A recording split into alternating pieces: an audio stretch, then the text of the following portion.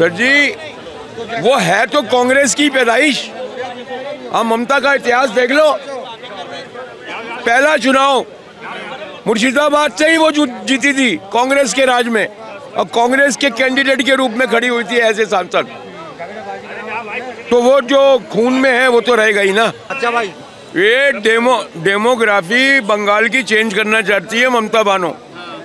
आप ऐसे जुर्म डालोगे, बंगाल को भी बांग्लादेश बनाना चाहते हो। और ये धार्मिक मामला बिल्कुल नहीं है, ये प्रॉपर्टी का मामला है। बंगाल में मुर्शिदाबाद में ममता बानो ने की है। ममता बानो ने की। कौन किसकी गलती इसमें? ममता बानो की। वो बोल रहे बीजेपी मिलके करवा रही है ऐसा। अच्छा, वो डेमोग्राफी बिहार की बंगाल की चेंज करना चाहती है। नाम लेने को तो कोई किसी बहरहाल ये नहीं होता। आदमी कहते कि ये मेरे से जीतना नहीं चाहिए। अब यही बोलेंगे। अच्छा भाई, ये डेमोग्राफी बंगाल की चेंज करना चाहती है ममता बानो। मैं इतना कह रहा हूँ। क्यों चेंज करना चाहती है? सर जी, वो है तो कांग्रेस की पैदाइश। आप ममता का इतिहास देख लो।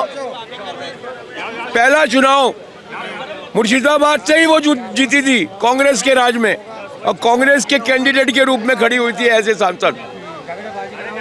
तो वो जो खून में है वो तो रहेगा ही ना। मतलब वहाँ पे हिंदुओं के लिए अपना जुलूस निकालने के लिए धार्मिक दुर्गा पूजा का कोर्ट में जाना पड़ता है। ममता वहाँ पे बैन लगा। अरे उसको आगे भेज दो उस आदमी को। ममता वहाँ पे बैन लगा देती है, जुलूस नहीं निकालने देती है। तो ये सब दंगे करवाने, मैं वक्फ कानून बंगाल में लागू नहीं होने दूंगी। बोल रही है कि पुलिस तो अपना काम कर रही है। क्या का पुलिस ने काम किया सर? वहाँ पे जो दुकानें जली हैं, जो कारें जली हैं, जो गाड़ियाँ जली हैं, वो किसकी हैं? आज अखबार में आया है 400 हिंदू नदी पार करके भागे हैं। घरों को जला दिया गया। मैं वही कह रहा हूँ, 400 तो अपना घर छोड़ के भागे हैं। तो ये क्या हो रहा है? मुर्शिदाबाद में हिंदू अल्पसंख्यक है, वो एरिया ऐसा है, वहाँ हिंदू अल्पसंख्यक है।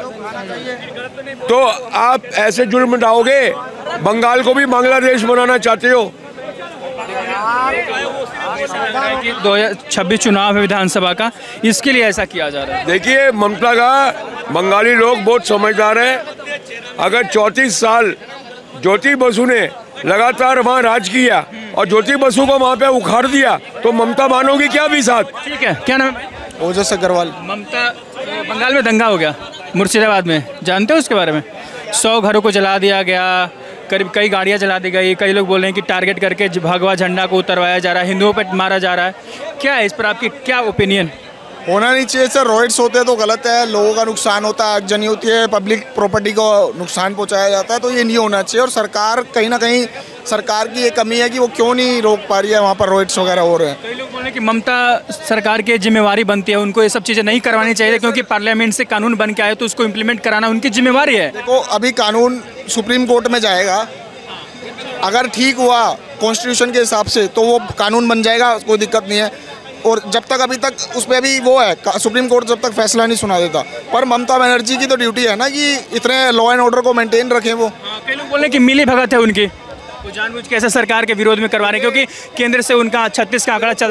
कोई भी मुख्यमंत्री हो, किसी भी राज्य का हो, किसी भी पार्टी का, वो कभी नहीं चाहेगा कि उसका नाम खराब हो, लॉ एंड ऑर्डर की स्थिति आए। पर उसके ऊपर फिर भी क्वेश्चन तो ममता बनर्जी पे ही है कि क्यों उन्होंने लॉ एंड ऑर्डर खराब होने दिया। मणिपुर में बीजेपी की गवर्नमेंट थी, एक मिनट, मणिपुर में बीजेपी की गवर्नमेंट थी, एन बीरेन सिंह मुख्यमंत्री थे, वो वन साइडेड चल रहे थे।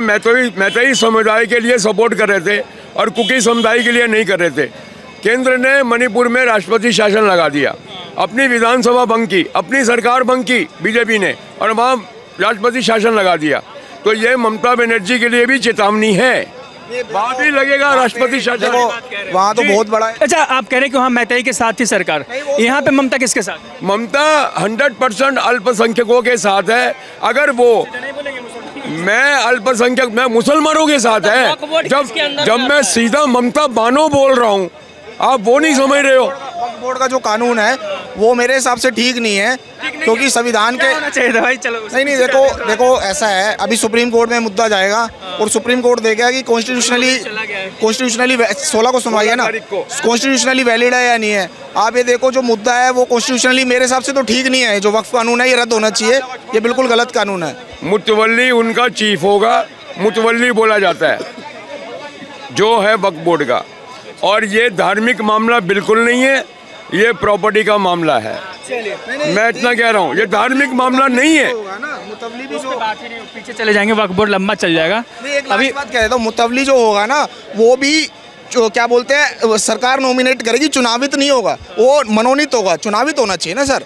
अगर संस्था को आप चाहते हो तो आप तो कंट्रोल कर रहे हो उसे। भी तो सरकार भी तो देखेगी ना कि उसको मुनाफा हो रहा है कि टैक्स मिल रहा है नहीं मिल रहा है। क्या हुआ तमिलनाडु में मुन बाम में पूरे गांव के उनके पास जमीन है, कागजात है, और वो टैक्स दे रहे हैं भूमि का, और वक्फ बोर्ड उसके ऊपर अपना दावा ठोक रहा है। 1500 साल मंदिर, 1400 साल हो गए इस्लाम का आए हुए, 1500 साल पुराने मंदिर के ऊपर वक्फ बोर्ड दावा ठोक रहा है। संविधान के अनुरूप तो ये बिल्कुल गलत है कानून, इसको रद्द होना चाहिए, क्योंकि ये अनुच्छेद 25 और अनुच्छेद 26 का उल्लंघन करता है। और दूसरी बात यह है कि इसके अंदर स्वायत्ता को खत्म करा जा रहा है, अधिकार क्षेत्र को खत्म करा जा रहा है।